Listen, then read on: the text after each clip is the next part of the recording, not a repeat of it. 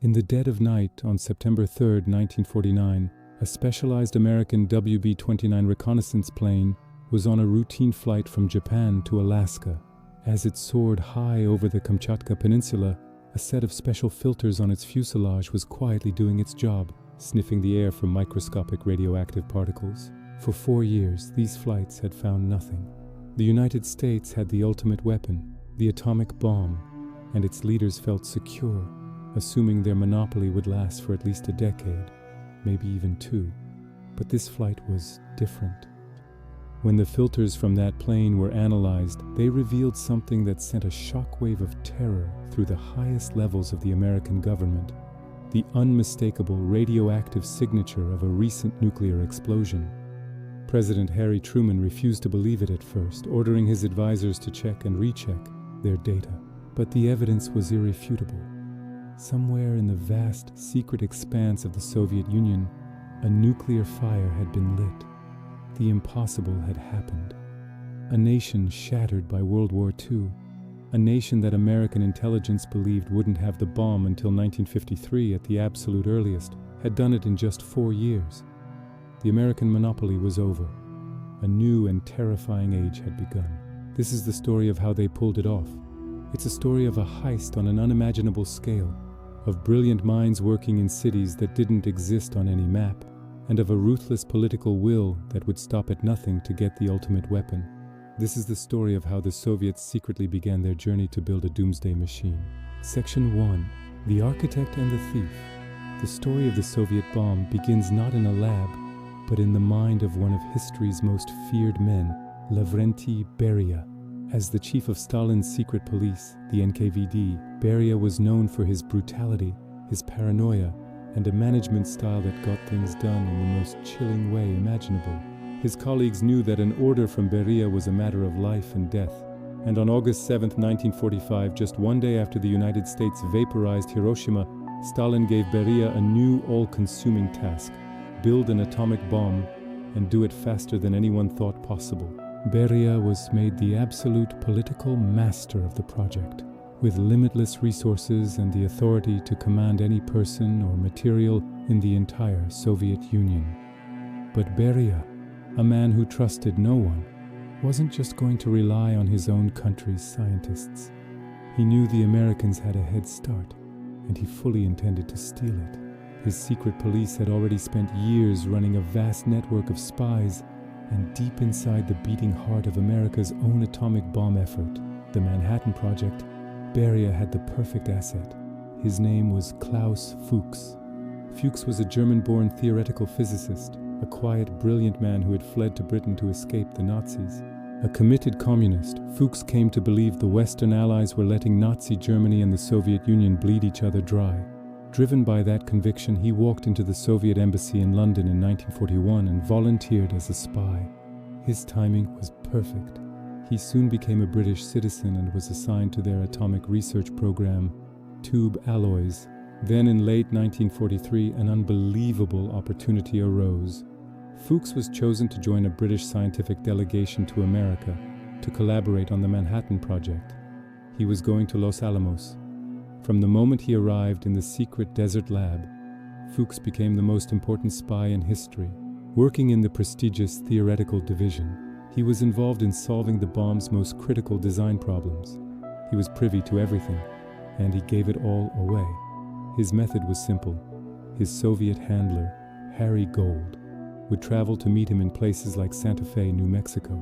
There, Fuchs would pass over documents packed with astonishingly detailed calculations, engineering diagrams, and reports.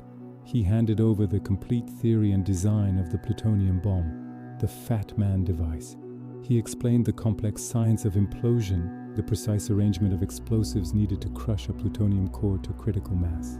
He even provided information on producing uranium-235. He basically handed them the blueprint for an atomic bomb. The intelligence from Fuchs was a massive shortcut. It allowed the Soviet program to skip years of costly and difficult research, the same painful process the Americans had just endured. While other spies provided valuable pieces of the puzzle, Klaus Fuchs delivered the master key. Beria now had the stolen plans. What he needed was a team to build it and a place to hide them while they did. Section 2. The Secret Cities and the Scientific Tsar. While espionage was Beria's domain, the massive scientific and engineering challenge fell to one man, Igor Kurchatov, a brilliant nuclear physicist with a distinctive flowing beard. Kurchatov was appointed the scientific director of the Soviet atomic project in 1943. He is known today as the father of the Soviet atomic bomb, the Soviet equivalent of America's J. Robert Oppenheimer, tasked with turning abstract physics into a terrible, working reality. But Kurchatov and his team wouldn't be working in Moscow or Leningrad, in plain sight of Western spies. Beria, driven by paranoia and the need for total secrecy, ordered the creation of an invisible empire, a network of secret cities, or Zatos. These places were literally wiped off the map. They had no names, only cryptic post office box numbers like Arzamas 16 or Chelyabinsk 40. The most important of these was Arzamas 16, built around the old town of Sarov, 250 miles east of Moscow. In 1946, the town and a huge chunk of surrounding forest were fenced off with double-layered barbed wire and armed patrols. The town of Sarov simply vanished. Inside, a new city was born, a city dedicated to designing nuclear weapons. It was the Soviet Los Alamos, a place its residents wryly called Los Arzamas. Life inside Arzamas 16 was a bizarre paradox. On one hand, it was a prison. No one, not even the top scientists, could leave without special permission, and they were under constant surveillance by Beria's NKVD. All reports were handwritten because typists couldn't be trusted. Code words were used for everything. Neutrons, for instance, were called 0 points. On the other hand, it was an island of privilege in a country still broken by war. To keep the project's 25,000 people focused, the state gave them living standards unimaginable to the average Soviet citizen. Salaries were higher, and the stores were stocked with food and goods unavailable anywhere else in the USSR. There were good schools, theaters, and an isolated artificial paradise. Here in this gilded cage, Kurchatov assembled the brightest minds in Soviet physics. He drove them relentlessly, all under the immense pressure of Stalin's deadline, a bomb by 1948. Beria was a constant, terrifying presence. Deeply suspicious of the scientists, he would show up unannounced, demanding progress. During one visit to the first experimental reactor, Kurchatov proudly showed him instruments measuring the chain reaction. An unimpressed Beria just asked, "Is that all?" and demanded to get closer to the highly radioactive reactor, growing suspicious when Kurchatov told him it was too dangerous. The scientists worked with a sword hanging over their heads. Beria reportedly had a simple system for the project. If the first test failed, the lead scientists would be shot. If it succeeded, they would be named Heroes of Socialist Labor, the highest civilian honor. Under Kurchatov's leadership and with Fuchs's stolen blueprints as their guide, the team made astonishingly rapid progress. While facilities like Chelyabinsk 40 worked to produce the needed plutonium, the team at Arzamas 16 raced to replicate the American Fat Man design. They had their own ideas, some perhaps better, but Beria insisted they build a direct copy. He didn't want creative risks. He wanted a guaranteed success. By late 1946, Kurchatov's team achieved the first nuclear chain reaction in Europe. By mid-1949, they had enough weapons-grade plutonium and a finished weapon, designated RDS-1. The components were secretly transported by train across the USSR to a desolate patch of steppe in Kazakhstan known as the Semipalatinsk test site. Everything was ready. Section 3. First lightning strikes. In the pre-dawn darkness of August 29, 1949, a tense silence gripped the Semipalatinsk polygon. At the center of the range stood a 100-foot steel tower, and on top sat Device 501, the first Soviet atomic bomb. The scientists and officials watched from bunkers miles away. For Kurchatov and his team, this was the culmination of years of frantic work. For Beria, it was a simple pass-fail test on which their lives depended. To test the weapon's effects, a ghost world had been built around Ground Zero. Houses, a railway bridge, and even a simulated subway tunnel stood waiting. Tanks, artillery, and over 50 aircraft were positioned at different distances. To measure the biological impact, 1,500 animals were placed in pens.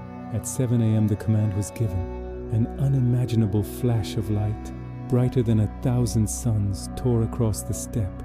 A colossal, churning mushroom cloud rose into the sky.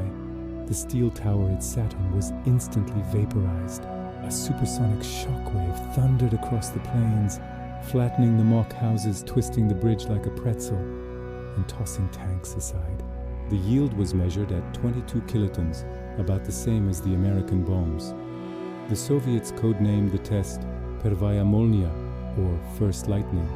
The Americans, once they detected the fallout, would call it Joe 1, a grim tribute to Joseph Stalin. Back at the test site there was jubilation. Kurchatov and his team had succeeded. Beria, for once, was satisfied. He immediately phoned his report to Stalin. The Soviet Union was now a nuclear power. The secret was kept for less than a month. When that American WB-29 detected the fallout, it triggered a frantic intelligence effort. On September 23, 1949, a stunned world read President Truman's announcement. We have evidence that within recent weeks, an atomic explosion occurred in the USSR. The geopolitical impact was shattering.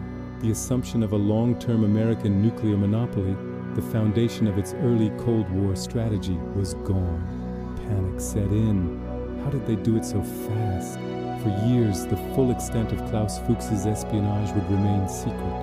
All Washington knew was that the game had changed. Truman immediately ordered a massive escalation in military spending. But more importantly, he lit a fire under an even more terrifying project.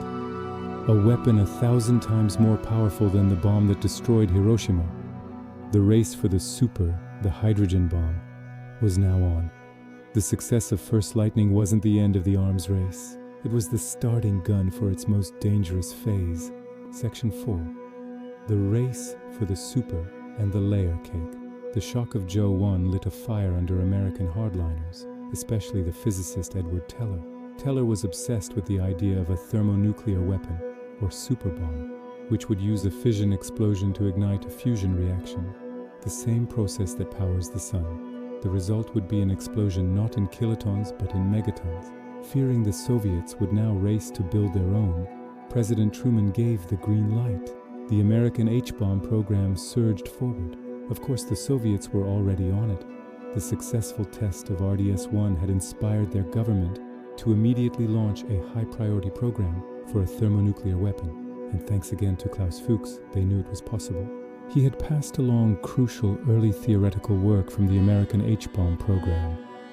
But this time the stolen information was incomplete. The early American designs Fuchs saw were, it turned out, unworkable. This time the Soviets would have to rely on their own ingenuity. The challenge was immense. At the head of this new effort was a young, exceptionally brilliant physicist named Andrei Sakharov. Later in life, Sakharov would become a world-renowned human rights activist. But in the early 1950s, he was the driving force behind the Soviet H-bomb. Working at Arzamas-16, Sakharov and his team explored several ideas. The key problem was how to create the insane temperatures and pressures needed for fusion. In 1948, Sakharov began developing a novel idea he called the sloika, the Russian word for a layered puff pastry. He envisioned a bomb with alternating layers of fissionable material and fusion fuel. The principle was a brute force approach. A conventional atomic bomb at the core would detonate, and the blast would for a microsecond compress and heat the surrounding layers, triggering a limited fusion reaction. The neutrons from that fusion would then cause the surrounding uranium layers to fission, massively boosting the bomb's total yield. In 1949, another physicist, Vitaly Ginzburg, refined the design by suggesting the use of a solid compound, lithium-6 deuteride, as the fusion fuel, a crucial breakthrough that made the sloika practical. It was a design unique to the Soviet program. While American scientists had explored a similar concept called the alarm clock, it was never prioritized. The Soviets, however, saw the sloika as their most promising path forward. As Sakharov's team refined their layer cake, the Americans achieved their own breakthrough. On November 1, 1952, the US detonated Ivy Mike, the world's first true thermonuclear explosion, yielding a staggering 10.4 megatons. But Mike wasn't a usable weapon. It was a 3-story tall laboratory apparatus weighing over 80 tons. It was a proof of concept, not a deliverable bomb. The Soviets saw their chance. Their Sloika design was far less powerful, but it had one enormous advantage. It was a compact solid-state bomb that could actually be dropped from an airplane. Section 5. The Doomsday machine is armed. On August 8, 1953, Soviet Premier Georgy Malenkov stood before the Supreme Soviet and made a stunning announcement. The United States, he declared, no longer had a monopoly on the hydrogen bomb. It was a calculated bit of political theater.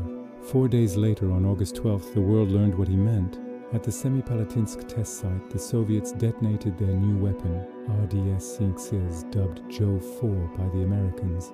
The result was an explosion with a yield of 400 kilotons, nearly 20 times more powerful than Joe 1. Technically, Joe 4 wasn't a true H-bomb like Ivy Mike. Only about 15–20% of its energy came from fusion. But from a geopolitical perspective, that scientific detail didn't matter one bit. The Soviets had a crucial counter-argument. Their bomb was a real weapon. While Ivy Mike was an undeliverable science experiment, RDS-6 was a deployable device that could be loaded onto a bomber. The world was horrified. In less than a year, the Soviets hadn't just matched the American H-bomb test, they had arguably surpassed it in military application. The arms race had reached a terrifying new speed. For Andrei Sakharov, the test brought immense rewards, including being named a hero of socialist labor. But for him, witnessing the awesome power he had unleashed was a turning point. It was the beginning of his transformation from weapons designer to a leading critic of nuclear weapons and the Soviet regime. But the state's appetite for power was insatiable. The Sloika design couldn't be scaled up indefinitely. Meanwhile, the Americans had perfected a 2-stage scalable design. In March 1954, their Castle Bravo test unexpectedly yielded 15 megatons, causing a global contamination incident. Realizing the Sloika's limits, the Soviets launched a crash program to develop their own 2-stage weapon. It's believed Sakharov independently conceived of the key principle of radiation implosion, the same breakthrough that made the American design possible. In an astonishingly short time, Soviet scientists designed and built their own true superbomb, the RDS-37. On November 22, 1955, the RDS-37 was dropped from a bomber and detonated with a yield of 1.6 megatons, a force nearly 100 times greater than Joe 1 just 6 years prior. This was the Soviet Union's first true air-dropped hydrogen bomb. They had now caught up to the United States in the arms race. The secret development of the Soviet bomb, a feat accomplished through espionage and brilliant pressurized science, did more than just break the American nuclear monopoly.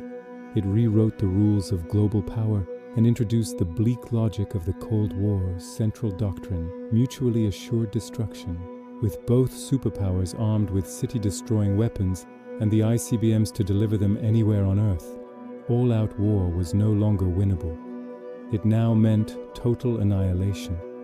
This new reality spurred even more absurd weapons, culminating in the Soviets' 1961 test of the Tsar Bomba, the largest nuclear device ever detonated with a 50 megaton yield.